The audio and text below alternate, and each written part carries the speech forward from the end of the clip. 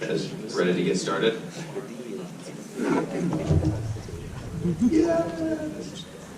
Hi, I'm Craig Barbieri, one of the DTS Build Committee, and I have the pleasure of introducing the speaker today, Matt Whetstone, who works for Corgan Associates and has a master's degree from Kansas State University.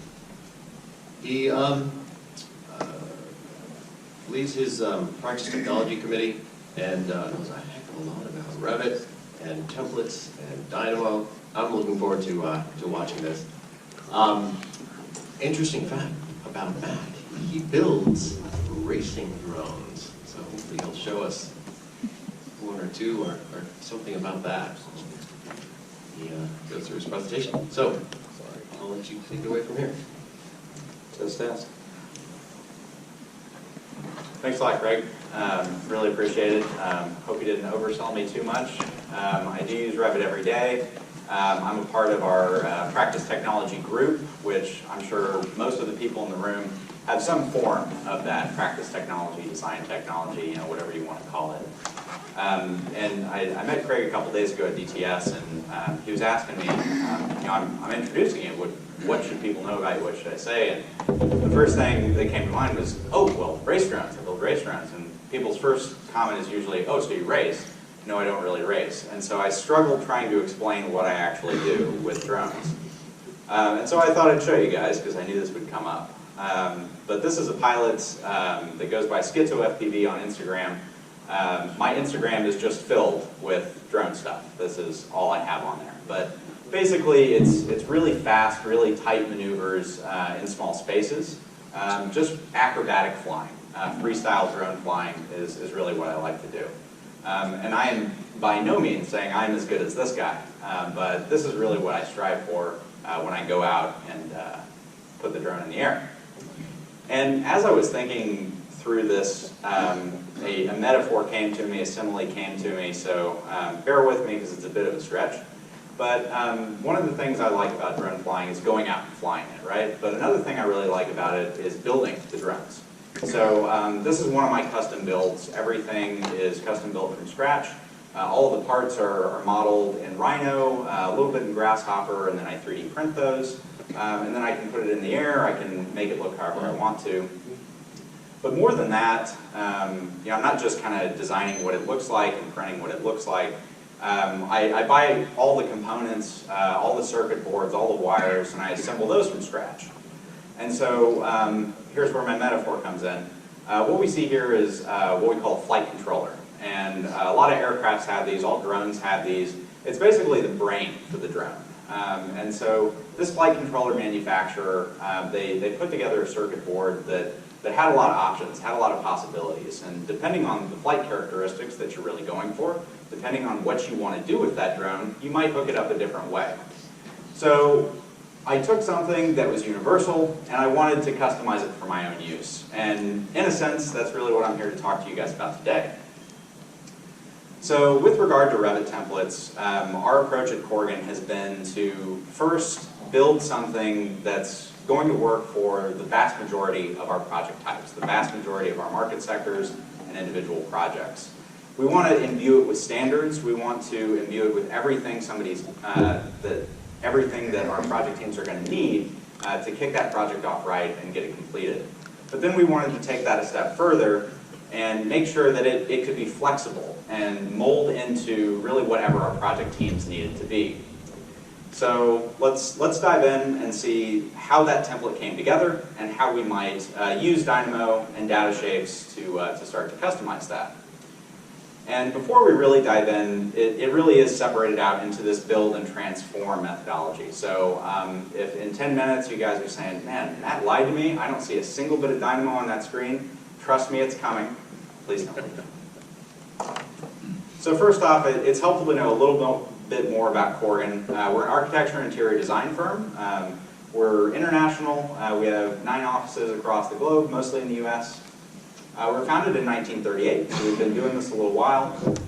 But most importantly, we have 6 distinct market sectors: aviation, commercial headquarters, data centers, education, healthcare, and corporate interiors. The reason is that this is so important to know is that all of these teams have really different standards. Putting together an airport terminal that's a mile long is vastly different than a corporate interiors fit out that's going to be turned around in 2 weeks. So we had our challenge cut out for us. But when we started down this path, we had to ask ourselves, why are we really here? Why are we doing this? And if you're about to embark on a templating endeavor yourself, you might want to ask yourself that. A big thing is standards. So like I said, we've got those 6 market sectors that are vastly different. And even between those market sectors, we have a data center team in Dallas, one in LA, one in New York, and they can start to do things a little differently. So we want to pull everything back in and make sure that everybody's kind of marching to the beat of the same drum. We also wanted to supplement growth and mentorship with our templates. So the idea here is that can we use the tool that all of our designers use every day to make them better architects and interior designers? Can we use that as a change agent for good? And then finally, to align with some firm initiatives that we were really pushing at the time. How we change, or changes in how we approach practice in our standard partition types, how we put those on sheets, changes in our brand. Our marketing department is great, we love them, and we wanted to make sure that everything that we were pushing in our templates graphically matched up with our firm branding initiatives. And then finally, BIM. A few years ago, we went through a reorganization of how we approach BIM, new philosophies, and we wanted to make sure that all of that was in line as well. One of those philosophies, which I want to tell you a little bit about, not saying that this is the secret sauce or it's anything rocket sciencey, but we will see a couple more instances of this throughout the presentation. And that's what we call the BIM equation. And the basic idea is that anything that you're going to do in BIM, any Revit model, any collaboration technique you're going to use, is going to roughly fall into one of 4 what we call the BIM variables. So the first being C, collaboration, how you're using info exchange, whether you're using collaboration for Revit. Really anytime you're doing an action that's working with an internal team member or an outside team member, consultant, what have you. The next BIM variable would be M for modeling. So what are your tolerances looking like?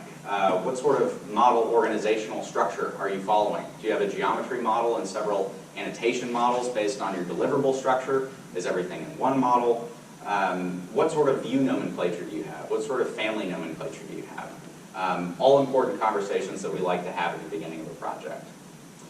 Finally, or not finally, but next is analysis. So we have that collaboration procedure, we have all of our modeling techniques, but how do we look at that data after it's in the model? Are we running clash detection? Are we running analyses in energy, solar, or wind? And all of these, the first 3 BIM variables are going to directly contribute to DR documentation. So how well we collaborate, how well we model, how well we analyze that data is going to have a direct impact on how good our documentation is. And then finally, that all 4 of these things are predicated by a really strong project execution plan. This is something that we focus on a lot at Corgan. We really try to get our staff to have one of these at the beginning of every project. Everybody gets a blank template pushed down to them. And we work directly with our project teams to make sure those are filled out the right way in accordance with the needs of each individual project. So like I said, this will come up a couple more times, but this is something that we think is valuable, at least as a conceptual lens through which to view them. So as we move forward in our template creation procedure, we wanted to see what it would look like if we could have everything. So in a perfect world, your Revit template, our Revit template, we thought, we definitely need to have core practice, right? It's going to need to have our partition standards, it's going to need to have our general notes, it's going to need to have everything that every single project needs. So every single market sector, every single time a project goes out the door, that's got to be in the template. We don't want to bring that. And this is what we were really excited about with regard to a starting view, because in our view, project context, sure, after a couple days, you kind of know who the PA is, right? But what's going to change day to day are your model metrics. So we wanted to schedule things that were having a direct impact on model performance, on sync times, on latency. And so there's a few things here, and I won't go through every single metric, but a couple on the left are just numerically based. So it doesn't mean that if you have 100 3D views, your project's definitely tanking. But those 3D views are definitely having a negative impact on model performance. and also with generic models. If you have 100 generic models, maybe that's not necessarily bad, but we like to categorize things in their appropriate category, right? So having that number there brings that information to the fore, and especially as we troubleshoot models, that's a really good place for us to look, and then we can have a dialogue with that user about the individual thing we're talking about. In addition to those numerically based ones, we have several schedules on there that, in general, it's a little more dire the longer the list is. So some of the metrics we have are non-enclosed rooms. We have large sketch-based elements as one of them, so ceilings, floors, roofs that are over 10,000 square feet. Say you have that floor slab going the entire length of a mile-long terminal. Every single time you have a view open that views that floor, Revit's processing that, it's thinking about it. So we try to encourage our staff to model as the building would be documented, break it at EJs, and try to make it more manageable for the database. And again, a lot of these metrics are somewhat subjective. We know from experience that they can cause problems, but we don't want to say, oh, you get to 15 non-enclosed rooms and you're done. So what we've included is a smiley scale, is how I term it. So you go from being happy to being not sure to being sad to being really surprised, and then you're dead.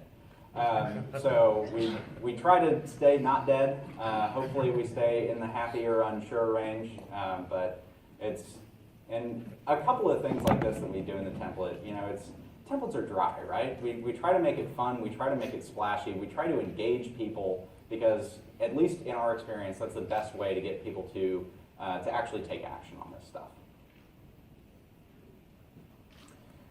And this is one of my favorite new additions to the production dashboard. This is what I call the self-service model health assessment. This is something that we built from scratch in-house. It uses Dynamo, and there's a ton of model health tools out there, right? A lot of your firms, especially if it's a bigger firm, you probably have your own. But at least for Corgan, pulling out these metrics, zeroing in on the metrics that we think are important has been really helpful for us.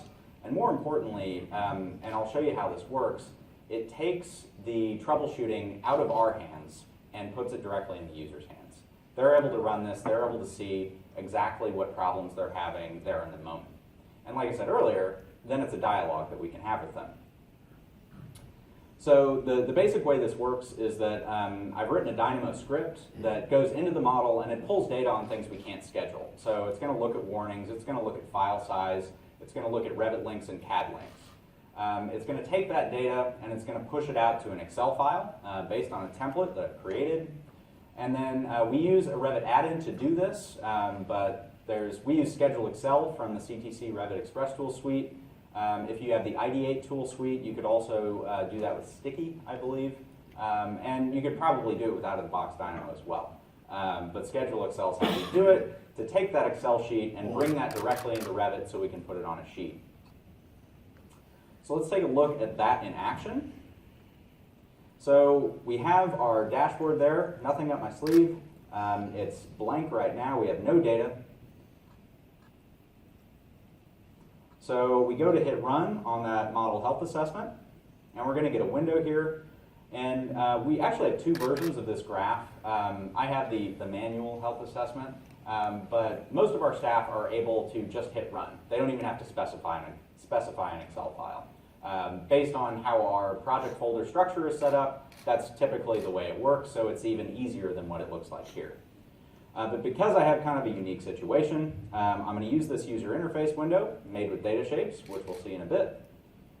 I'm going to click select my Excel file, find the Excel file that I'm going to write to and hit open, and then hit run MHA.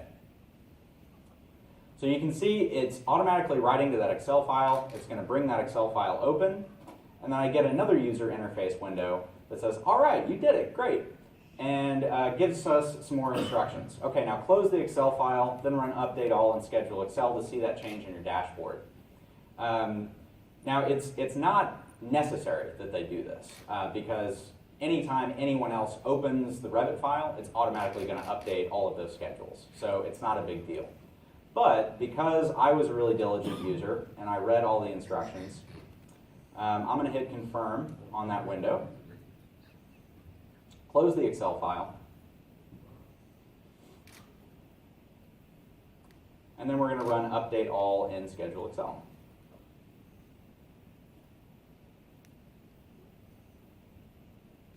So you can see that in the background, it's updating all of those schedules. We can close out schedule Excel, and there's our data.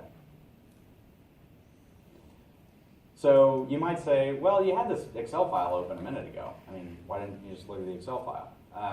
Well, I would say one answer to that is just the person who ran it saw the Excel file. So anybody else on the project team is not going to see that. Putting it in Revit, putting it on the starting view on that dashboard brings the information to the forefront and, again, is a starting place for that dialogue. So great, I got a bunch of data. Is it worth anything? Let's talk about that. And I'd love for you to tell me if you think it's not worth anything. So first off, we're looking at central file size. So 59 megs, pretty great. It's basically just the template file. And then again, we get another subjective description of what we think that particular data point really means. So 59 megs, we think that's great. If it's more like 700 megs, that's probably a little bit more of a problem. We're going to see our scale on the left start to expand into the red, and that's really not okay. Sure, there's certain instances where you're going to have a file that's that big, and we certainly can't know all of those eventualities where that's going to be okay. But if the user sees red, they're at least going to come to us and ask us about it. In addition to file size, we look at room separation lines. This is one thing in our experience that doesn't necessarily tank the model, but it causes a lot of problems with room bounding. I've had a single room separation line out in the middle of nowhere cause rooms all over the building to not bind. Sure, you need them, they're a necessary evil, but we try to coach our staff, if you don't need room separation lines, just don't use them. Similar thing with design options. They do serve a purpose, but we try to coach them that design options are intended to be limited in scope, limited in scale, and you want to limit those as much as you can. And as we have option 2, option 3, none of these have been renamed, none of these are really intentional. These probably aren't necessary. So that's another thing we say, use it as much as you need it, get rid of it. We're looking at CAD links and imports. Like I said, we have a ton of problems with CAD just kind of bringing our files down. And we pulled a lot of different data points to the fore about CAD files. So we've differentiated between CAD links and CAD imports. We say 2 links, have those been cleaned? We're looking at the size of them. We're looking at what work set they're on, because if it's not a work set that's named link or named CAD, it's probably not work setted right. Either that or they didn't run the work set script, which we'll see in a bit. And then we're also looking at whether that CAD file is view specific. If it's visible in all views, we see that's good. If that pesky current view only box was checked when they linked it in, it's going to tell us what view it's in so we can go to that view and preferably delete it. Then below we have CAD imports, and we ask, could those be linked instead? Does it really need to be an import? And then whether or not it's view specific. The other side of our dashboard is first looking at warnings. This is a great package by John Pearson out of the Parallax team called Bang. So if you want to use Dynamo to grab your warnings, that's how you do it. And this is going to count all of the warnings that we have in the project, and then it's going to order them by count. So really my next goal is to assign severities to these and reorder them based on severity, but that's for another day. And finally, we're looking at Revit links. So we're looking at the size of those Revit links, just like the central path of our own file, the work set. Hopefully, it's on a Revit link work set or something similar. We're looking at the reference type, overlay versus attachment. We don't see a lot of cause for attachment, so we tell people if it is, check that and make sure you really need it to be. And then finally, path type, relative versus absolute. In addition to that big behemoth of the production dashboard, we have one other dashboard called the project management dashboard. Originally, we were thinking, oh, we'll make tons of them. I just never got around to it, so we only have 2. But the project management dashboard is really tailored information that's going to be somebody that's maybe not getting into Revit, This is something that the staff members can print out. It's looking at what sheets have been created in the project, what wall assemblies, partition types are in use. And then we also have a 3D view on the project management dashboard. And originally on the production dashboard we did as well. But you're all very smart people. You probably see the problem with this. Nobody was really managing the view settings on these views, and so when they were opening, it was negatively impacting the processing time, negatively impacting how long it would take to open. So we just removed those views because it wasn't doing a lot for the project teams anyway. So I think if you can really rigorously control the visibility of those views, they have a lot of potential, but my recommendation would be keep the live views off the starting view.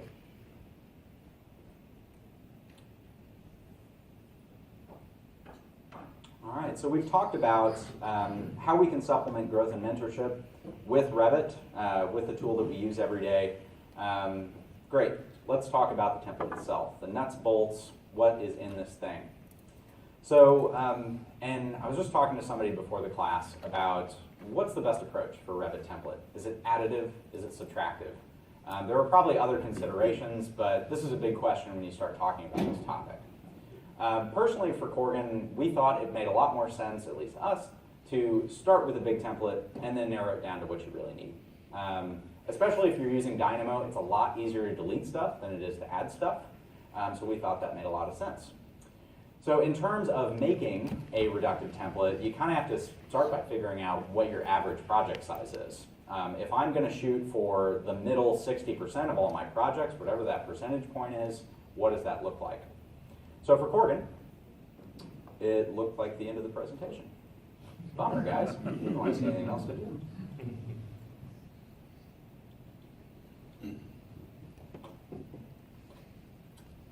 So for Corgan, that average project looked like, you guys are dying with anticipation, 8 levels, 4 segments with scope boxes, and 557 views pre-placed on 350 sheets.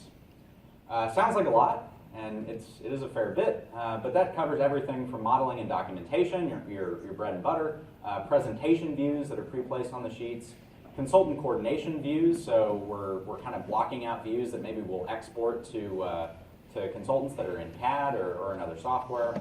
We have third-party software export views, so maybe we're exporting FBXs to Navisworks or to Twinmotion or some other software. We have all those views set up. And then model QA/QC views, where we have, say, filters that show us all of the fire ratings on all of our partitions, all of the head conditions, all of the acoustical treatment. So all of those views are already set up. Nobody has to figure out, man, what's the best way to QA/QC my project? They're already there. So here's a snap of our project browser, and with 557 views, 350 sheets, it's a lot of stuff. And if you take that project browser organization and set it to all and just remove the organization, it's a nightmare. So project browser organization, which is the most exciting topic of the day, I know, was really important. And so I'll tell you a little bit about how that works. So BIM variable, again, I told you it was going to come up, here it is. That's our top level of organization. So we see that model, document, collaborate, analyze. So in a pragmatic sense, model really boils down to our working views. So if we're really starting out, we're going to be in those views. Document, that's going to be where we're tagging, where we're dimensioning, where we're annotating. Collaboration, that's where a lot of those export views are that I talked about, because we're collaborating with our consultants. Again, not rocket science. And then analysis, that's where our energy analysis views are. Any of those additional views that are allowing us to take that data and figuring out if it's really working for us. Next is purpose. And so this is a much more pragmatic look at what are you doing in the BIM in the specific view. So underneath O1 model, sort of our working views, we have different views for building existing conditions, for building proposed work. Underneath document, we have our presentation views, our annotation views, anything code or practice-based. So again, it's just about asking the staff to say, what am I working on right now? Because all of these views have the phases and the phase filters preset up to look correctly based on our standards. So that was really important for us. And then finally, type. This is just the view type itself. And you may notice we're very granular with view type. And I'd say that's one of the things we got a little bit of pushback on. Like, really, I need a different view type for demo, for existing, for proposed? And the reason we did that is to aid in the organization. So the working proposed floor plan has its own unique type. Within that type, it has a view template. Within the view template, we have the organization baked right in. So anytime somebody says, okay, I need a new working proposed floor plan, they usually just duplicate the view, and we say, no, stop it, don't duplicate. So then they go to the view tab and they go new floor plan, they find the one they need, and it's automatically going to slot it into the right place in the project browser because it's automatically going to apply that view template, which has the organizational structure pre-baked in. So it's pretty extensive, as you can see. This is really just the views, all broken out with all of the supplementary view types.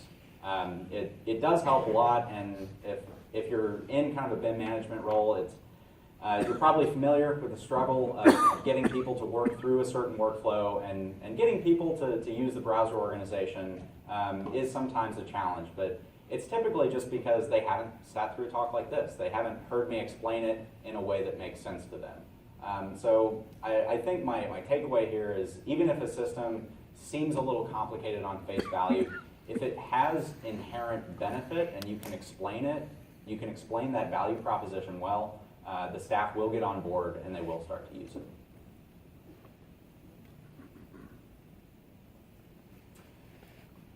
So we've talked about what the template looks like and how we can use it to supplement growth and mentorship, and then what else are we going to do? Project startup. This was one thing that we thought was vital to project success. Kicking off with enough data to really get you going in the right direction. You've probably heard the anatomy analogy with Revit families, that you always want to start with your reference planes, your bones. You want to apply parameters, which are your muscles, on top of that. And only once you have that rig in place, you apply the skin or geometry of the family. And at least personally, I think that analogy goes well for Revit projects or really anything else that you're going to do. Without that solid framework, if you just start modeling walls, if you're not putting that data in, if you're not organizing your workflow, you're going to suffer later on down the road. We also want to reduce repetitive work. So, obviously, if a project only needs 2 scope boxes, we don't want to have them go in and have to delete every single view in the unnecessary scope boxes. And like I said earlier, it is a reductive approach. This is our startup screen, and you may notice that the project browser organization is a little different than that very lengthy one that I showed you a moment ago. This is what every new project is delivered with. This is our startup organization, and it's tailored to help people go through this process. These are the only views they can get to, so hopefully, unless they're super savvy and they know how to change it themselves, they're going to go through that startup process and properly start it up. So you start with hello, you move on to step 1, enter project information, and go on down the line. These are 10 things that we thought were really important. It was originally 12, and I said we can't have a 12-step program in the template. I got to cull that down. So, and it was actually the advent of Dynamo that allowed us to do that and take some of those more laborious steps and root those out and just use Dynamo. These steps in general kind of break down into 4 categories. The first being data population. So Revit's a database, right? The more data, the more I and BIM we can get in there, the better that model's going to be, the more effective it's going to be at delivering that product at the end of the day. Step 1, entering project information. Nothing crazy here. We need the project name, the number, the address, the PA, the BIM manager. We need all of that stuff for data population. Next is setting the project location. So Corgan specifically, the jurisdictions we work in require that our legal name be different on our documents depending on where we're at. In Texas, it doesn't matter too much, we're just Corgan, but in New York, we're Corgan Associates Architects PC, and the jurisdiction will not accept our drawings if it doesn't say that. So for that reason, we have all of that contact information, we have that legal name in a Dynamo script. You select your options, and it's going to be right every time. 4 of our steps really deal with project framework. So getting your work sets established correctly, we think is really important. And not only are we setting up a nomenclature with our work sets, so we want them to look the same on every project to increase legibility and consistency, but we also want to be able to, project by project, have the work sets that that individual project needs, and that Dynamo player script allows us to do that. 4th is linking in our background data, so it's allowing us to have that contextual information so we can really start modeling. And then the shared parameters in the keynotes file. This is something that we honestly mostly included just to raise the conversation initially, because most of our staff aren't needing to create shared parameters by themselves, but they have a custom copy of the shared parameter file. If they path to it at the outset, they won't have to do it later. Same with the keynote file. Document infrastructure, this is where the most change really happens in our project startup process. Step 5, we're looking at our overall square footage, and we use a generic annotation tool, which you'll see in a moment, to kind of block out how much space our building is going to need. And we can see, do we need scope box A alone? Do we need AB, ABC, or all 4, A, B, C, D? And then step 6 is going to allow us to take that knowledge that we gleaned and use that Dynamo player script to actually delete all of that content in a matter of seconds. And the final steps are workflow organization. So setting the starting view to that production dashboard that I showed you earlier, and then choosing your browser organization so that you can see more than 10 views at once, because that's pretty important. Each of our project startup steps that we saw, they all have their own drafting view. And so in that project browser organization, these drafting views are what they're able to get to. So this gives you additional information, even though it's pretty straightforward. Manage tab, Dynamo player, run the thing. But if somebody's never done it before, it's helpful to have both a textual explanation for the left brains of us, and then the graphical explanation for the right brains of us, or probably all a mix of both, right? So there's all 10 of our steps, and it may seem daunting at first to say, man, you guys really do this every time. But yes, we do, or at least that's the goal. And it can really take about 10 minutes. It's nothing crazy, just inputting some information, being diligent about what you're putting into your model, and setting yourself up for success. And that's the conversation that I try to have with people, is they're really just helping themselves out by going through this process.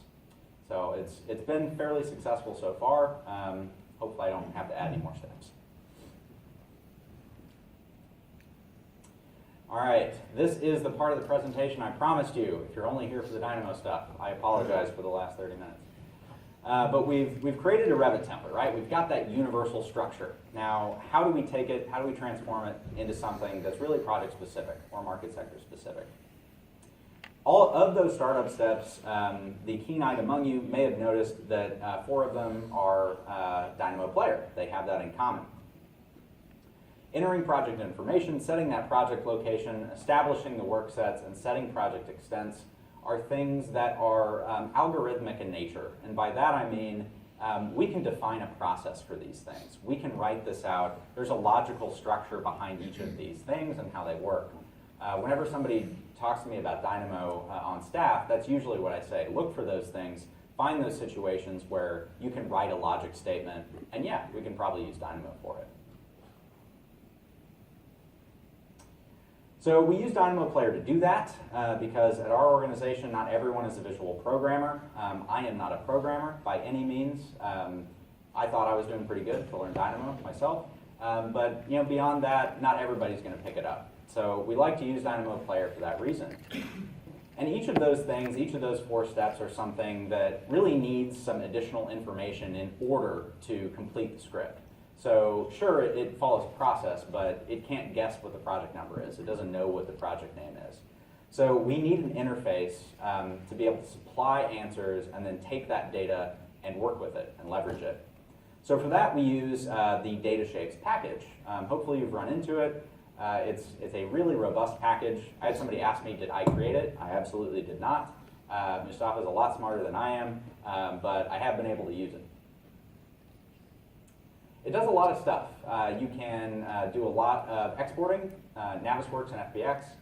You can track how your model has been modified. A lot of general use Reviteering stuff. Admittedly, I haven't done a lot of these things because I have been so enamored with the user interface tools. And you might be saying, but Matt, Dynamo Player has a user interface thing built right in. You're right, it does. Why don't I use that? Because you can right-click on string, you can right-click on any of the nodes, select is input, and sure, it's going to be available in Dynamo Player. The reason I would say use data shapes instead is that's going to give you limited input types. You're not going to be able to use radio buttons. You're not going to get image feedback or drop-downs. You have limited customization, so if you want to put your company logo in there, if you want to add your own labels or instructional material, you're not going to be able to do that. So data shapes allows you to really push that further and make it more user-friendly. And this is probably my biggest thing, is the potential for mistakes. So if you see these scripts in Dynamo Player and you need to use the user interface capability, you got to hit that tiny little button that kind of looks like a calculator, I think. It's not going to happen because it's hard enough to get people to go to the Manage tab and find Dynamo Player. That would never happen. So let's see some of this in action. Before we really dive in and see how this stuff is built, I wanted to show you that I'm not crazy. Well, I'm a little crazy, but it does work. So we're going to launch Dynamo Player. We're going to hit step 1. And we have that user interface window come up. I'm a very fast typer. And we hit set values there. So we can see, whoa, you just updated all those parameters, and we can see the change that we just made. We have that feedback, we have that validation. So we have a confirmation button, yay for confetti. We can open up the project information window, which is where those parameters live, scroll all the way down to the bottom, and you can see, nothing up my sleeve, there it is, it actually wrote to the parameters. Nothing crazy, nothing wild, but effective. Step 2 is set project location. So let's see what that guy does. If we look at our title block, we can see right now we're just Corgan with our website as the address and our Dallas number.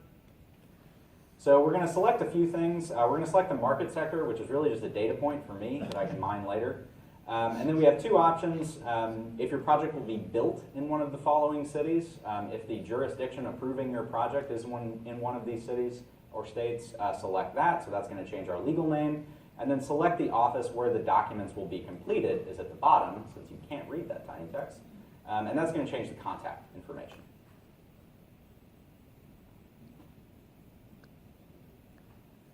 So we make our selections, we hit set values.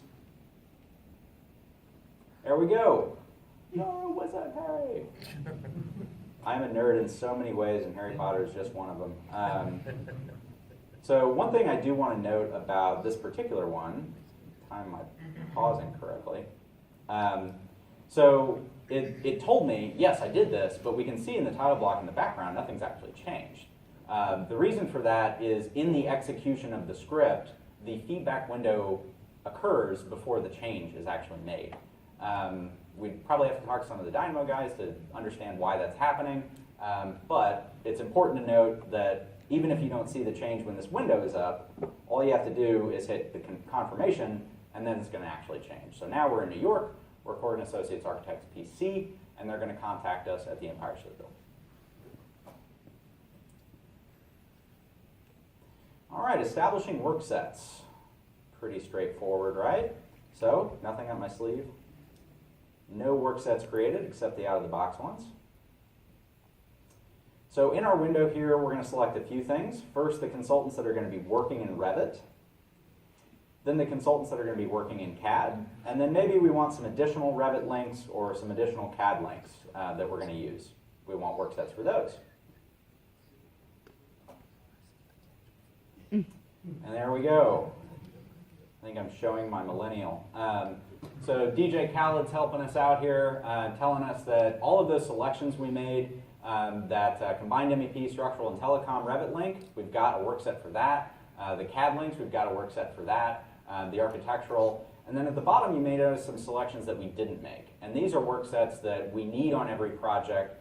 We also want to be spelled and cased the exact same no matter what project it's on, for navigability, for consistency. So we include those in every project.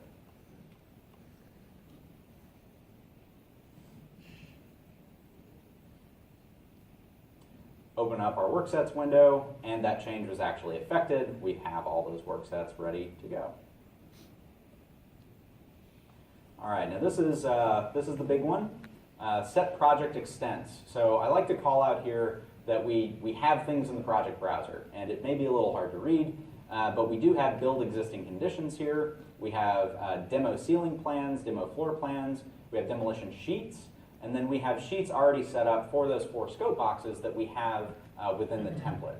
So all that stuff's there. I'm really trying to prove to you that I'm not trying to pull bait and switch. So all that stuff's there. And then because we're going through step 5, which is planning our building extents, we're going to use this little generic annotation family. You know, say we've got about 64,000 square feet in our project. That looks about right. We really only need 2 scope boxes. So we know we don't need those 2 at the top, which happen to be C and D. So our user interface window that comes up, we have a few different options. We can specify the number of building levels that we need. So we know we have 8. So we have 7 building levels and a roof level. If you select no, I don't need the roof level, it's going to delete an additional one. But I think we do need a roof level for this one. So I'm going to pull that down to 3, leave that as yes, and then I'm going to select which scope boxes I want to delete. And then at the very bottom, I'm going to say this is going to be a greenfield site. There's no demo or existing conditions present. So this box says select new construction only if you would like to delete all views and sheets associated with existing conditions and demolition scope. That's really as short as I could make that message, as much as I tried. So I'm going to select new construction only and hit set extents.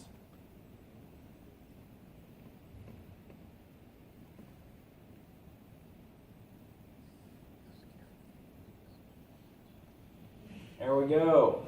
If you haven't seen this movie, I highly recommend it. Burn after reading. It's hilarious. But Brad Pitt's really 112 views, 4 levels, and 2 scope boxes.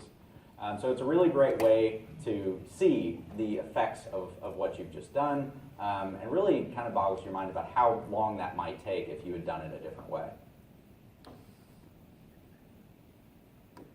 So if you watch the project browser, you'll see there was a big change. A lot of stuff got removed.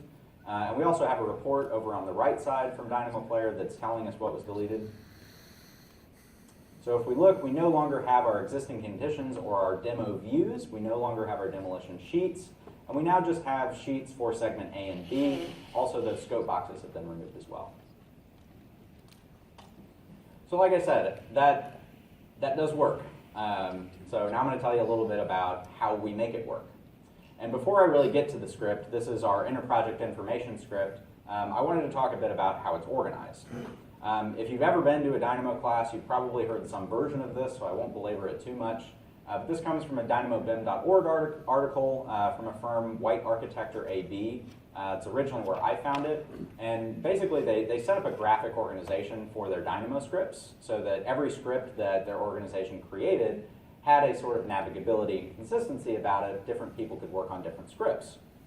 Our organization is basically what they used, and we break it down into gray for process. So this is anything that most users are not going to be able or not going to need to access to make the script function.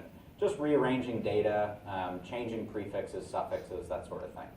Green is going to be user controls. So anytime they need to specify an amount, specify things that they need to change, that's going to be green.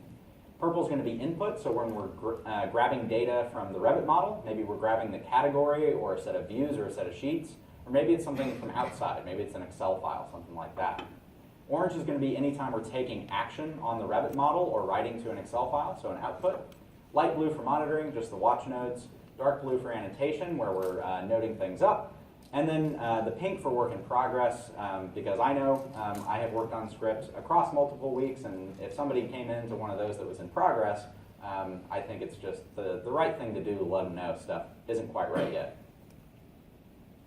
We also try to put a lot of information in the script and the notes, what file version it is, when it was created, what sort of packages are involved. We try to be really diligent about pushing out packages globally, and it works for the most part. We use SCCM to do that, but every once in a while somebody got a new machine, it hasn't checked in yet. We like to just make sure that everybody knows what they're going to need. Like I said, this enhances navigability, consistency, and most importantly, I think, accountability. If somebody's broken a script or put one together that's not quite right yet, you got to know about it. So every data shape script, any script that you need user interface for that utilizes data shapes is going to kind of break down into the same sort of organization. So for us anyway, we have script info, and I would certainly recommend that you do the same thing.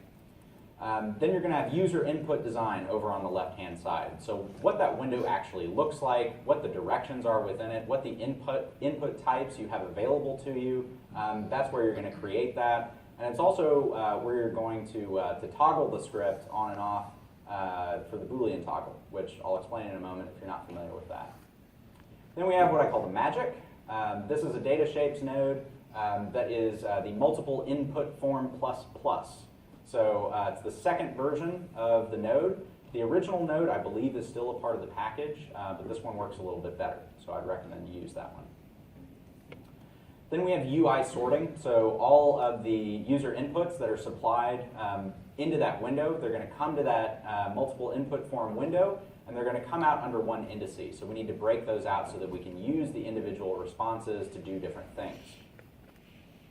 Next we have categories, in this case project information, because we're writing to parameters, so we need to pull that category and find the specific parameters that we're going to work with.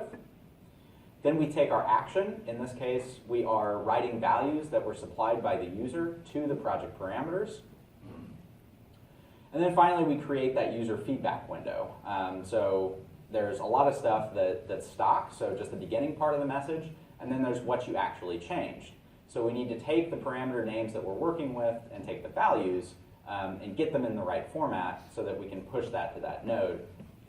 And then finally, we have the second part of the magic, which is going to create the user feedback window. So another window that's going to pop up and show us exactly what we need, what we changed. So I'll walk you through each of these individual items. The top part, your description, that's going to be the big bold text. That's your title. Next we have a logo. This particular part of it is a little finicky, especially if you're copying scripts around to different places on your network. I always like to run this, and if you're really paying attention in some of those videos, I didn't always have the logo there, which is because I was copying that script around. I think there's a little bit of a problem with the pathing retaining its consistency or something, but something to watch out for. You can change what the buttons say. Set values works pretty well for us, and if you change cancel, I think you're just asking for trouble. It also includes a link to help. So because that knowledge base is really important for us, really helpful for us, we include that, a specific article to this startup step, enter project information, so it'll tell them anything else they need to know. Cancel, just leave it like cancel. And then the Boolean toggle. So if you've worked with a Dynamo script before that pulls up a window, pulls up a warning message or an error message, you might have to use what's called a Boolean toggle, which kind of refreshes the interface and allows that window to be generated again. So once the script is created and your users are using it in Dynamo Player, you don't have to work with it. But when you're in Dynamo, you're developing the script, you're testing it, okay, I want to see what the window looks like now, I changed something, test it again. You have to change that to false, run it, change it back to true, and then your window will come up again. Then we have our user input design. So each of these nodes, and probably can't read that, but each of these nodes right here, kind of highlight that with my cursor, are data shapes nodes. So the top one is a text note data. So even just the instructions that come in that window, those are actually technically inputs. So we have instructions here that I've filled out. We have project number, which is just a text box. All of these for this one is really text box, until we get down to is this project in New York, which we actually deprecated because we worked that into step 2. But that's a radio button. So all of these are our text box data inputs, and at the bottom we have a radio buttons input. And towards the end of the slide deck, we'll see what all of those available inputs are. So we plug those into a list.create, get it all into one list, and then put it into our inputs in the multiple input form. That's going to generate our window. It's beautiful. We love it. And like I mentioned earlier, it's going to push all those inputs into a single list. So the outputs, you can see we have user inputs, and then underneath the 0 indice, we have all of our supplied answers. So we take those supplied answers, and then we're just going to use a get item at index and specify the indice that we're looking at to separate those values out so that we can plug them into different things. Then we're going to get the project information. We're going to get that category. We're going to pull all of those parameters out, and we're going to start filtering to get the ones we need. So project number, we're going to filter that through a string.contains and a filter by Boolean mask. And then we're going to take the value that was supplied, split that out through get item at index, and then plug that into parameter set value. So it's orange, it's our actionable node. This is actually what's making the change within the project. And there we go. End result, it works. And this is actually a fairly new addition within the past 6 months or so, the user feedback. Because a frequent question I would get from our staff is, well, I don't know if it worked. I don't know if anything happened. Which is exacerbated by the fact that a lot of times when you run Dynamo player scripts, it'll say run completed with errors, which is misleading because the script completed fine. Maybe there was a null somewhere. So there's a lot of things that can happen in the script that can trigger that error message that will confuse people that don't actually prevent the script from completing. So for that reason, we thought this user feedback would really help. So what we're doing here, we need to put that message together, right? So this is just a lot of gray, a lot of processing, moving nouns and verbs around. So we get the parameter names and the values that were supplied, and we concatenate those together. We create the stock message with multi-line text. So incredible, you just updated all of these parameters. And I found this on a blog on dynamobim.org. If you use a string.join node and use /n as the separator, it'll allow you to create multi-line text in Revit parameters, which is really helpful, especially when you're doing this user feedback message, because you kind of want everything in the description. Because you may remember the description is the big bold text, and it really looks the best. Finally, you can specify an instructional, or in our case, a fun image that keeps people coming back. And there's your user feedback window. So like I said, we try to keep things fun in the Revit template, and you would be surprised, or maybe not surprised, at the number of people that have come back to me and said, did you do the GIFs? I love the GIFs. So we try to keep people going through the project startup process, doing these things, because we do think it's important. And we do think it has a positive impact on project deliverables, and the GIFs keep them coming back. So all the input types that you can use with data shapes are listed here, a ton of stuff. A lot of what we've seen today is really just data-based or string-based. So we're really just looking at text values. You know, maybe we're grabbing some sheets and views and deleting them. But the possibilities are endless with this package. You can select model elements. You can grab one or many. You can get individual faces, especially if you're using the conceptual massing environment. So it's really powerful. So I encourage you to really push the envelope with it. So that takes us through, I mean, to be honest with you, just core practice. That's really getting the project set up for a specific project. But we haven't really talked about the market sectors much. We talked a little bit about jurisdictional and set project location. But what we're really pushing for now is to get all of that market sector-based information into the template as well. So this is really moving outside of data shapes because I've worked closely with the project teams to determine really the content they need. So at that point, we don't really need user input because we've specified early on what the necessary content is, what the documentation standards they have are, and we can write that out in the script, and they don't have to supply anything. So what we're doing with our interiors group, our corporate interiors group, is the example I have for you. We're talking about drafting views. So this is a list they have in their resource file. We're talking about their specific general notes, which are a little more extensive than the architectural ones, specific families, and if you really wanted to push this, you could do entire sheet sets. Although we try to discourage that, we've got to have at least a little bit of a semblance of firm standards. So the big things that we do for the interiors group, and we started with them because it is a massive difference between that architectural project and the interiors project, both in content and in scale. So we wanted to make sure we were doing right by them. So the first thing that we need to do is grab all the content and get it into the project. The next thing we do is modify that sheet number because they're not architecture, they're interior architecture. So we go from A to IA. And then we swap all the documentation. By swap the documentation, I'm talking about legends, about schedules, about drafting views, getting those into the right places on sheets so that they can effectively issue their projects. So I'll show you a few more videos here. The first line in the process is getting the content. And what you're going to see here, you really don't even need to watch it, is insert views from file. Nothing crazy. I have done this with Dynamo, gone out to a resource file, specified drafting views, brought them in, and it worked for a while. But I believe it was Dynamo 2.0, it no longer worked. And even when it did work, that error message that was there for half a second, the project into which you are pasting these elements has similarly named but different line styles.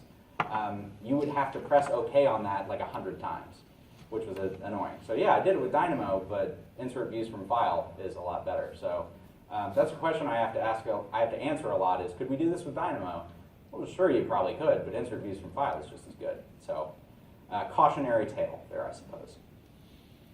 So once we're actually using Dynamo for these workflows, the first one is that sheet number prefix swap. Super simple. We're actually doing two things. We're swapping out the sheet number, so we've gone from A to IA, and we're actually swapping out the drawing series as well. So instead of 08 architecture, it's going to say 08 interior architecture. And then this is the thing that changes the most. This is what we call documentation swap. So you'll see a bunch of stuff change as we run this script. So in the top right there, we have custom aluminum profiles that our interiors group uses. That drafting view that we pulled in earlier, that's going to get thrown in the right spot. It's also going to shift a bunch of the other views down to make room for it. On the, I'm actually going to pause this. And you guys probably saw the change. Things moved around. In each other sheet, the general notes for our interiors group is a lot longer. It's a lot more prescriptive. And so we've swapped out that family type. We've swapped out all of the legends for interiors-based legends. In the bottom right, we've taken all of our partition drafting views and we've moved those off to the left because more often than not, they really just have a couple and it's a lot easier to drag on the ones they need than delete all the others. And then finally, our door sheet, we've changed those notes out and then we added their specific drafting view. There are a number of other things that we do with this script. These are just the most easy to see visually. So you can do a ton of stuff with this, and the most difficult part is talking with your project teams and getting them to say, yes, this is my go-by set, this is what most of my projects are going to look like, so you can come to that consensus and start to script this stuff out. You know exactly where the views need to go, you know exactly what general notes are going on there, and let's not even talk about agreeing on what the general notes block says, because that's a whole other conversation. So coming back to drones, not really. When you're building this stuff, I think the most important thing is just to include flexibility. We tried to think about the most eventualities we could. We succeeded in some places, we failed in others. And as you're building out for flexibility and you're thinking about transforming this for individual projects, if you choose to go the reductive route, just experiment. This stuff is not perfect. It's been pretty effective for us, and we like it, but we're always looking to make it better. That's all I have in the talk. I would love to entertain some questions or maybe some comments if you've done a similar thing and you think we could go to a different direction about it. Yes? Your shared parameter file, we scripted, our IT scripted INI changes and pushed it to all of the users. They don't have to change it manually. Yes, and that is a user-based thing in the INI file. So it's not strictly necessary if you were to do something like that. One of the things I said earlier is that a couple of those steps were really just to raise the conversation. So in new users, or maybe somebody that's been using Revit for a long time, but they have no idea what a shared parameter file is, it's just a way to open a dialogue. Yes? I've done somewhat similar with setting up a template to better do like a reductive way. I kind of did like a little mix Sure. of both. But the one thing I found pretty useful was using a Dynamo browser instead of Dynamo player, just because that browser will basically build you a ribbon and give you buttons of each script. So that way, it looks more intuitive and it looks almost like a built add-in rather than by Dynamo. Okay. And it gets rid of having to run with warnings and stuff like that, which does throw off a lot of users, especially when you're like, I purposely put this error. Yeah. So that was one thing I found out that was really good, because you still get the whole UI and everything with none of the background stuff, so you don't even see Dynamo open. It just basically hidden in the background as it runs. Dynamo browser. Dynamo browser. I've got some Googling to do. Thank you. Yes? Would you share again the amount of time from the static startup page you showed, and then also the number of users Corgan has for this template? So total number of users at Corgan is about 700. We've got about 450 in Dallas. The rest are spread out through the country. And you said how long it takes to go through the project startup process? Your development from the static setup page to now this interactive template. The dashboard. Yes. Okay, so the dashboard itself, really a lot of that was Excel work because all of those schedules are baked in Excel and then pushed into Revit. I think that probably took about 3 weeks of my time to get that Excel file really tuned. And I mean, I don't want to sugarcoat the template creation process. This did not happen overnight. We have myself and then one other practice technology specialist at Corgan that do the exact same thing, and the two of us working on it. It took us about a year to really go from the old template that we had to what we have now, and there have been incremental changes since then. But yeah, it's definitely a fair amount of work and still a work in progress. Yeah. So your new template with the project browser is dramatically different from what you had before, or you just added improvements? It is dramatically different. How did you manage? So you have all of a sudden 400 new users in the office. How did you manage that change? So with any big change to the Revit template or really IT in general, we try to be extremely transparent. I mean, as much as we can. Nobody wants a million emails, but we have a system called SnapComms. Some of you may have it as well, which is really just a pop-up on a user's machine. And we try to target our technical staff with that. So we had a messaging campaign, and then we also went around to each of our individual offices and did a talk not too dissimilar from this. This is the new Revit template. This is why we did all this. This is what we think it's going to benefit you, and here's how to use it. So even with all of that messaging and all of that hard work about talking to people about it, you're still going to get resistance. But I would say there's been far more acceptance than resistance overall. Yes? Approaching the template as additive and reductive, did you find a difference in why you chose reductive? Or was there time savings between the two? So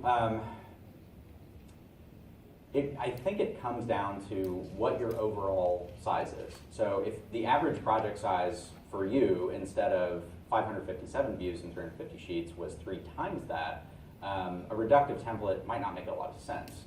Because when we originally created the template file, I think we were about 70 megs. which isn't huge, but it's also pretty hefty for a template file. And we've brought that down a little bit. But if you were creating something much larger, that's going to impact your open times. That's going to impact every single new project you create just when somebody hits file new. So it may factor into the decision from that respect.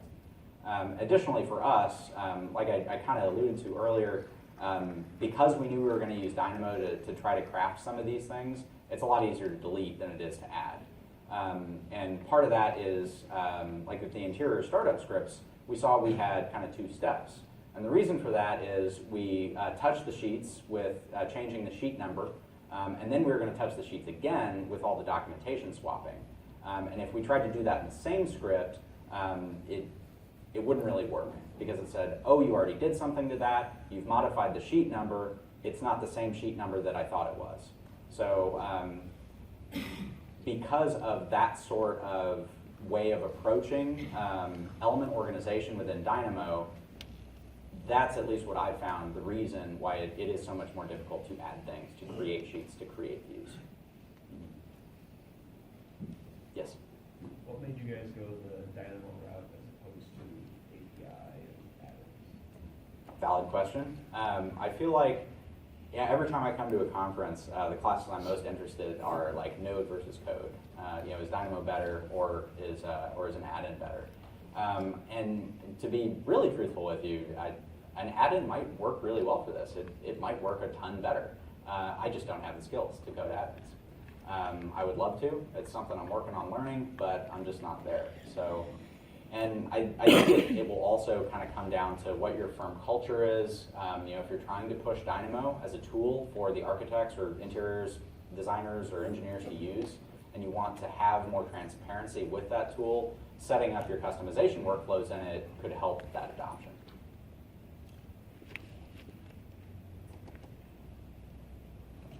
All right. Well, thank you everyone for staying late.